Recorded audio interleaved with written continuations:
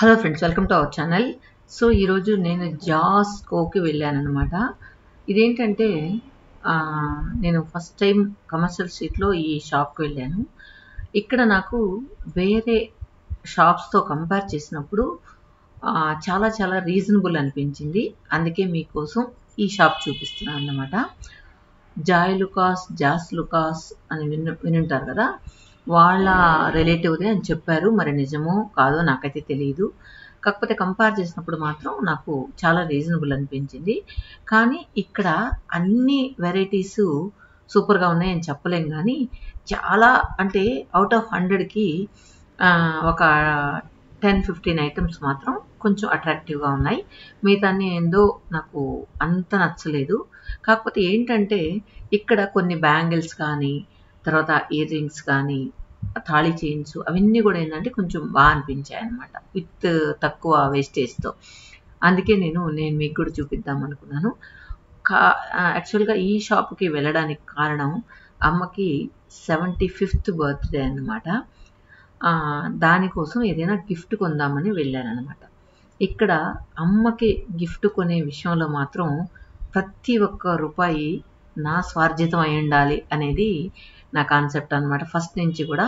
అందుకే నేను అమ్మకి ఎప్పుడైనా గిఫ్ట్ కొనాలంటే నా డబ్బులు సపరేట్గా దాచుకొని ఆ డబ్బులతో కొంటూ ఉంటానన్నమాట.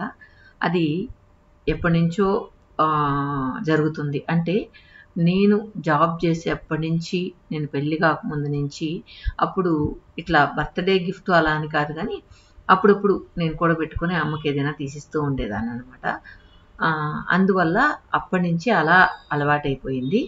సో కేవలం మా అమ్మకి ఇచ్చే గిఫ్ట్ కేవలం నా కష్టార్జితం అయి ఉండాలని మాత్రం ఒక కాన్సెప్ట్ అనమాట. సో అందులో భాగమే ఇది.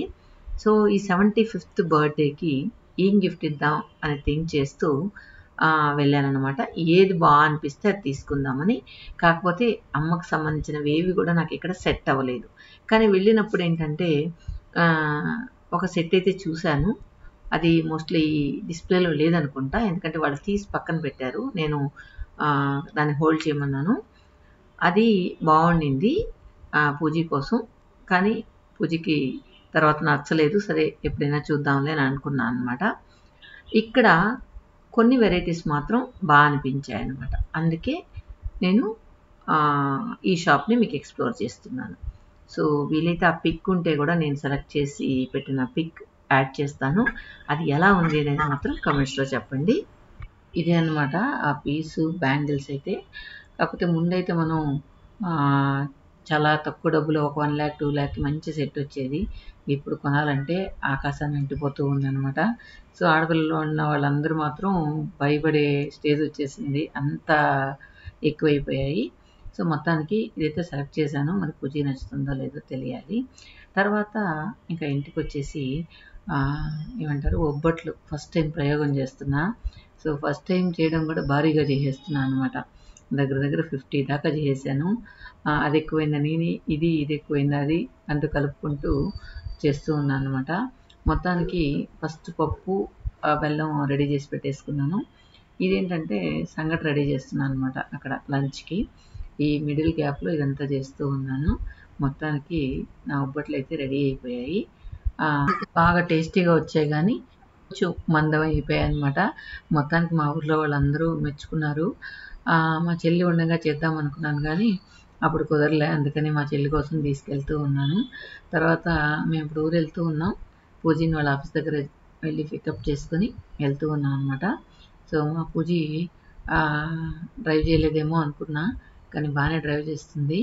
ఎందుకంటే తనకి ముందేం కనిపించదు అనమాట, హైట్ కాబట్టి కారు. అయినా పర్వాలేదు, బెంగళూరు నుంచి మా ఊరు వరకు డ్రైవ్ చేసుకొని వచ్చింది.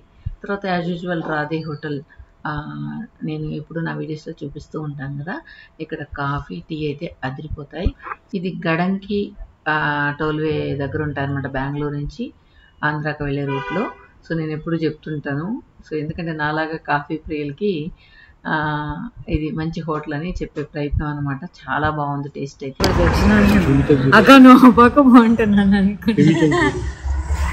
Some chemical nana, it's kothimira, pudina, chilies.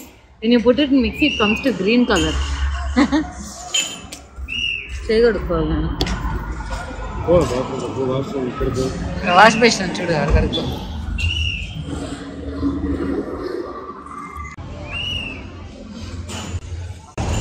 Prove చేయకుండా ఫిల్టర్. ఇంకొకటి ఏంటంటే వీళ్ళ మెయింటెనెన్స్ కూడా చాలా బాగుందన్నమాట. ఎందుకంటే అలా రిలాక్స్గా బయట కూర్చొని తాగేదానికి లోపల, తర్వాత రెస్ట్ రూమ్స్ కానీ అన్నీ బాగున్నాయి. అందువల్లనే ఇక్కడ ఎప్పుడు ఆగుతూ ఉంటాం.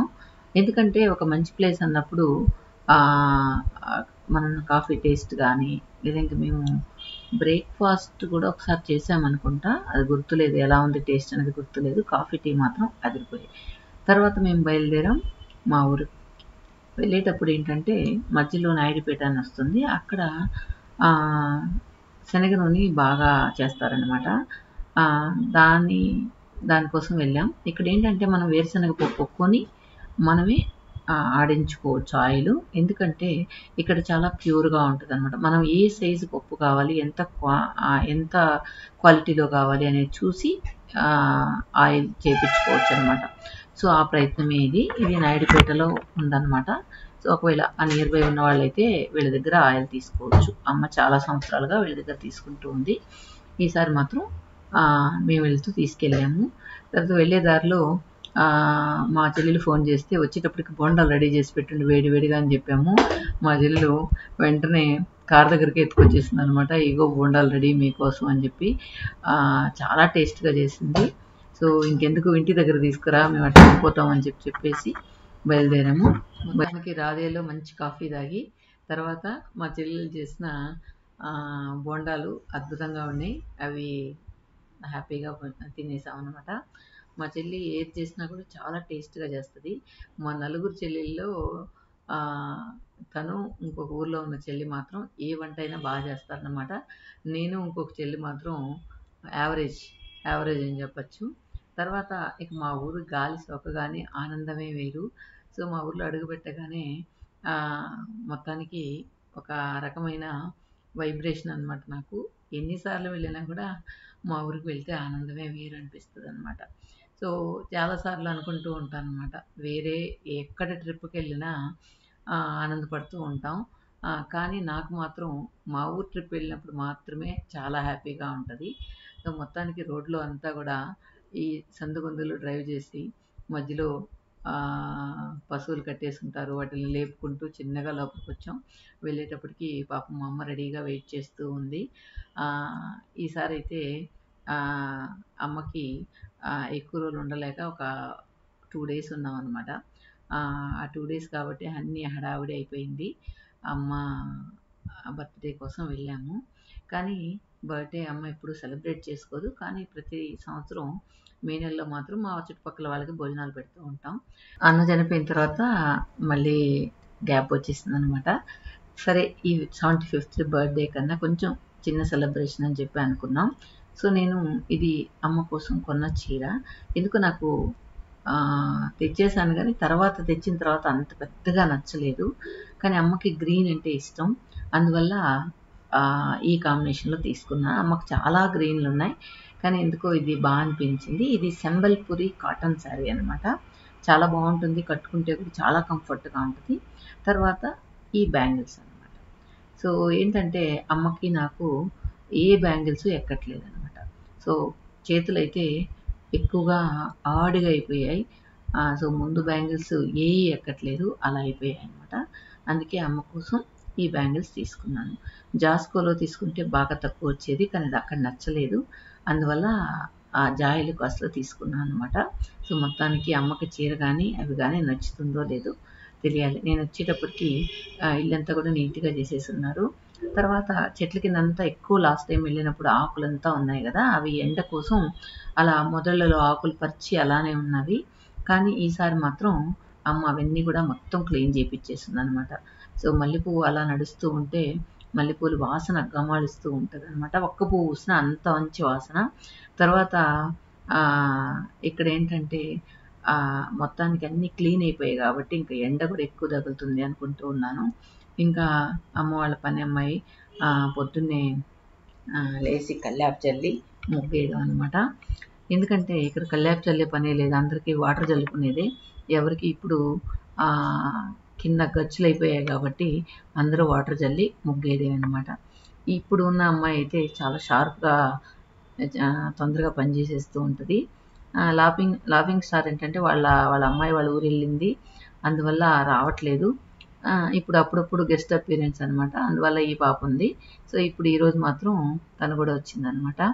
సో మొత్తానికి ఇంటి వెనకాల ముందు అంతా కూడా క్లీన్ అయిపోయింది అనమాట బాగా.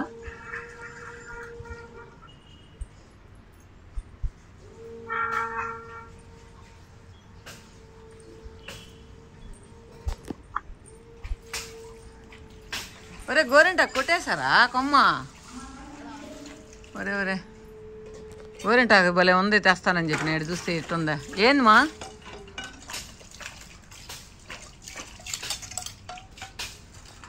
మొత్తానికి చెట్లంతా కూడా క్లీన్ అయిపోయి ఇంకా మన లాఫింగ్ స్టారు మజ్జిగ చిలుకుతూ ఉందన్నమాట.